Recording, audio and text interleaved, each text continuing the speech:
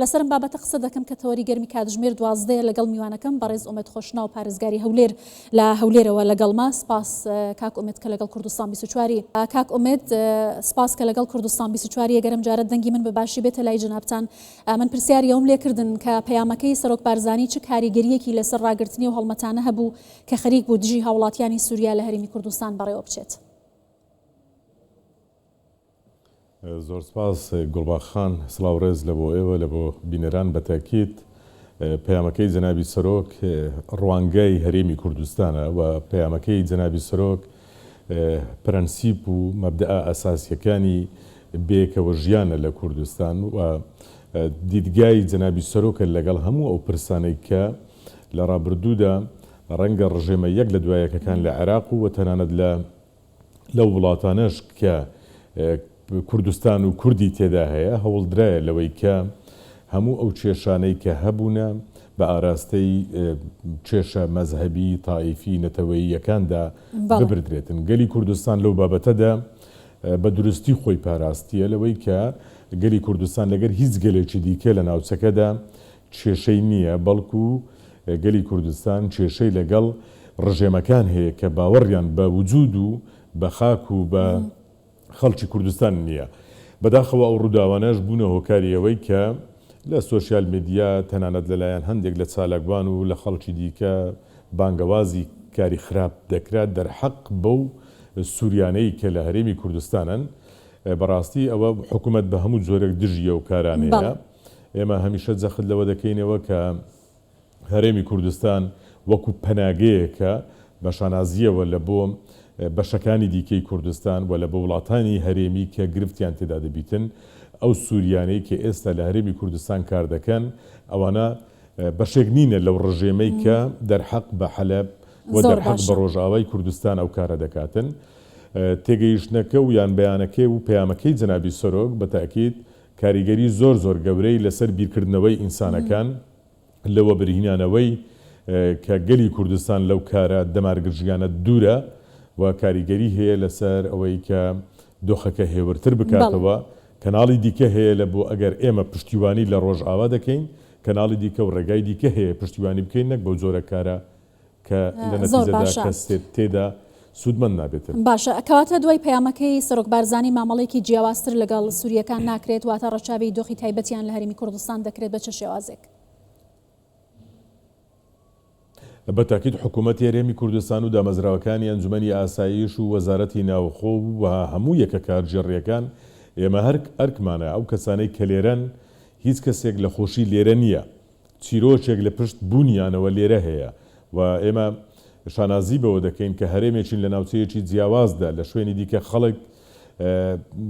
لە ژیانی دەکەوێتە مەترسی و شارەکانی دیکەی عێراقیش تەنانەت لە خوار و ناوەڕاستیش کە بینیمان ئێستاش بەستەنها لە پارێزگای هەولێر سەروی 350,000 ئاوەرە پەنابەر وجودی هەیە و لێرە کەمپی تایبەت بە کوردانی باکوور، ڕۆژهەڵات، ڕۆژئاوا لێرە وجودی هەیە. ئێمە ئەرکمانە بەرپرسیارەتی حکوومەتە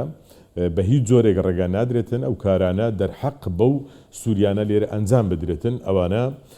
دەپارێزرێن و ئەوانە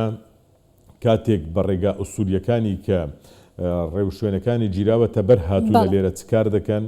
ڕەنگە بەشێکیان لەوانە نەڕەنگە بەشێکیان زۆرینەیان بە ڕژێمی سووریا ڕازی نەبوونە لێ لێرە دەژین و وەکو پەناگەیەکی ئارام ئەوانە تاوانیان نییە و ئەوە نەگونجانە لەگەڵ نەهجی پێکەوە ژیان. باشە کاکومێت لەو ژمارەی کە جەنابەت باست کرد چه ژمارەیەکی هاوڵاتی سوورین کە لە هەرێمی کوردستان کار دەکەن لە هەولێر بە تایبەتی کە کار دەکەن ئێستا؟ بەڵێ بژمارەیەکی زۆر هەنە، بەڵام بەشێکی بە هەرە زۆری لە ئەوەی سووری کە لێرە کار دەکەن خەڵکی ڕۆژئاوانە، بەڵام خەڵکی سووری ڕەگەز عەرەبیش لێرە لە کۆمپانیاکان لەو دەرفەتانەی بەپێی یاسا کە لێرە لە بۆیان ڕەخسایە هاتینە لێرە کاریان کردیە ئەوانە کار دەکەن، ئەوانە تاوانبار نینە لەو جەریمانەی کە لە ماوەی ڕابردوودا کراوە، ئەوان بەشێک نینە لەو تاوانانەی کە دەرحەق بە کوردانی ڕۆژئاوا کرایە. بۆیە پەیامەکەی جەنابی سەرۆک دێمەوە سەری لەوەی کە دەمانگەڕێنێتەوە ئەو زەمەنەی کە ئێمە لە ساڵی 1970 لە باشووری کوردستان و خەڵکی کوردستان دوو پرۆسەی زۆر گەورەی قڕکردن و لە ناوبردننی بینی کە ئەویش ئەنفال و چیمیاباران لەو ساڵەدا بوو دوای 3 ساڵ لە ساڵی 91 ڕاپەڕینی گەلی کوردستان دەست پێ دەکا بەرەی کوردستانی سەرپەرشتی ڕاپەڕینەکە دەکا لێبوردنی گشتی لەلایەن بەرەوە دەردەچێتن ئەو کاتیش جەنابی سۆرۆک بارزانی ڕۆڵێکی زۆر زۆر گەورەی بینی لە بابەتی لێبوردن و شانازیش بەوە دەکەین دوای 3 ساڵ لەو کارەساتە گەورەیە لەو تراژیدیایە گەورەیە لەو جینۆسایدە گەورەی دەرحەقمان کرا هەزاران سەربازی ئەو لەشکرەی کە ئەو کارەی کردو ئەو کارەی پێ جێبەجێکرا هەلە زاخۆ تا گەرمیان و لە تەواوی کوردستان کە ڕاپەڕین بوو کوردستان تەواوی بەکەرکوژیشەوە ئازاد بوو یەک سەربازی عراقی لەلایەن هاوڵاتیانەوە لەلایەن پێشمەرگەکانی بەرەی کوردستانیەوە ڕفتارێکیان دەرحەق نەکرا ئەوە شانازیەکە لە بۆ هەمیشە لە بۆمان دەبینێتەوە ئەو شانازیە بەردەوامی دەبیتن و پەیامەکەی سەرۆک بە دڵنیاییەوە زۆر زۆر کاریگەری دەبیتن هەم لەسەر بیرکردنەوەی مرۆڤەکانی ئێمە کە کاری لەو زۆرە نەکەن و هەمیش لەسەر دامەزراوەکانی ئێمە وەکو حکوومەت لەگەڵ ئەو کارە بەرخوردێک بکەین کە ڕێگا نەدرێت کاری بەو جۆرە نادروستە دەرحەق بۆ هاوڵاتی بەڵێکات لە ماوەی چەند ڕۆژی ڕابردوو هەندێک دەنگۆ بڵاو کرابەوە کە کاردانەوەی تون بەرامبەر هاوڵاتیانی عەرەبی سووری لە هەرێمی کوردستان بە تایبەتی لە هەولێر گیراوەتە بەر ئایا هیچ ڕووداوێکی نەخوازراو هەبووە ئەم دەنگۆیانە ڕاستن کەس دەرکراوە؟ ئەوانەی تا ئێستا هەنە گوڵباخان تەنها لە سۆشیال میدیا و هەندێکیش وەکو هەیەجانشی جەماوەری ئیحساسێکی نەتەوەیی لەو کارەسات و تراژیدیانەی کە بوون کە بەداخەوە ئێمە لە هەرێمی کوردستان چاوەڕوانیمان وە گەلی ئێمە لە ڕۆژاوای کوردستان چاوەڕوانی لە دەسەڵاتی تازەی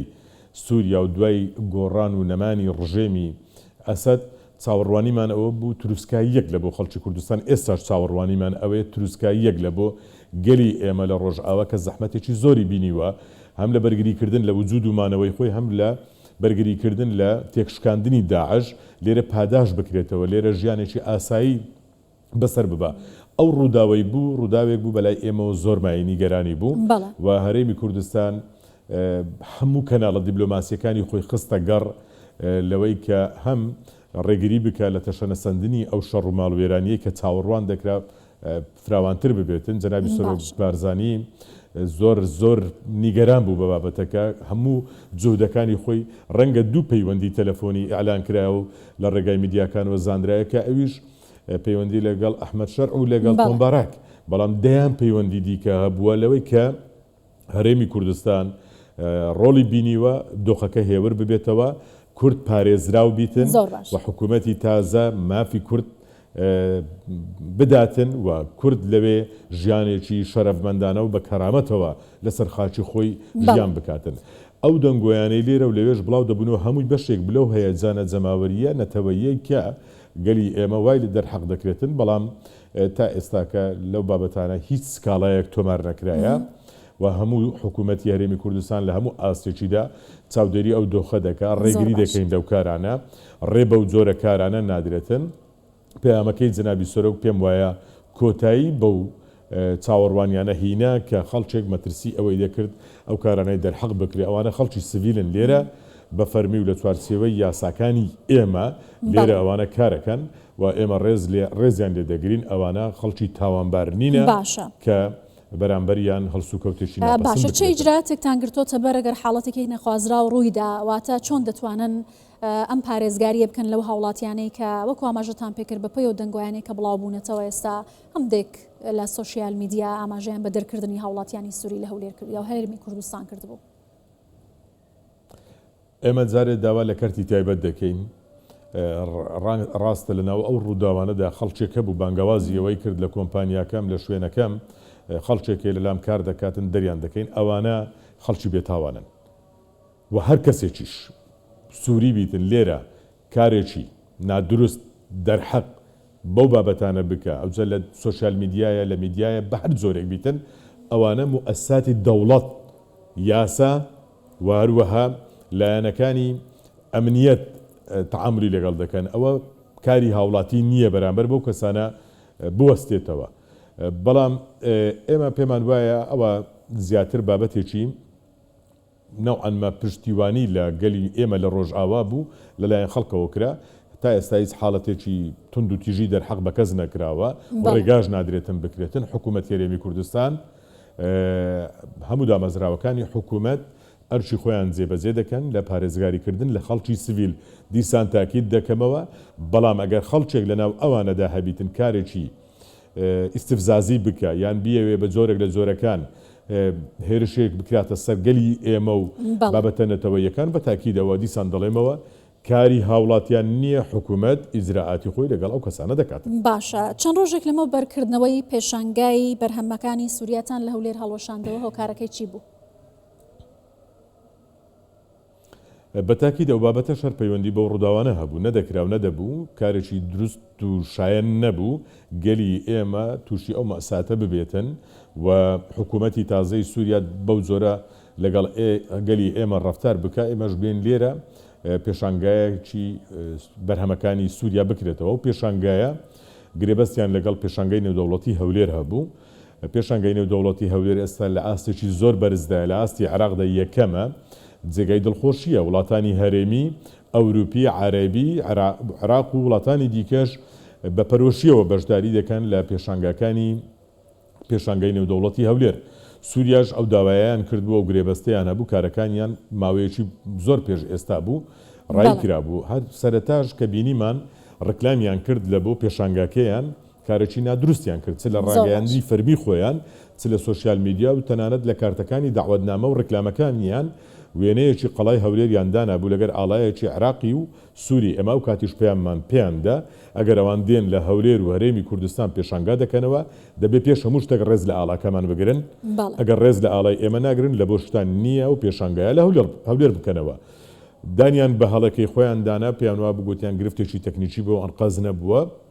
فعلەن غەڵەتەکەیان چارەسەر کرد، شێوازەکەیان گۆڕی، وێنەکەیان گۆڕی، وێنەی هەرێمی ئاڵای هەرێمی کوردستانیشیان لەسەر ڕکلامەکانیان دانا و کارەکانیان کرد. بەڵام کە ئەو ڕووداوانە ڕوویدا ئێمە پێمان باش نەبوو ئێستا ئەو پێشانگایە بکرێتەوە. ئێستا ڕاگیراوە، چاوەڕوانی دۆخەکە دەکەین، هیوادارین دۆخەکە هێور ببێتەوە و گەلی ئێمە ئەزیەت نەدرێتن، ئارامی لە بۆ سووریا و لە بۆ ڕۆژهەڵاتی ڕۆژئاوای کوردستان بگەڕێتەوە، هیچ گرفتێک نەمینێتن لە کاتێکی دیکەی گونجاو ڕەنگە ئەو پێشانگایە بکرێتەوە، بەڵام لە ئێستادا ئەو پێشانگایە لە هەولێر ناکرێتەوە. زۆر سپاس دەکەم بەڕێز ئومێد خۆشناو پارێزگاری هەولێر، سپاس کە لە هەولێرەوە لەگەڵ کوردستان 24 بووی.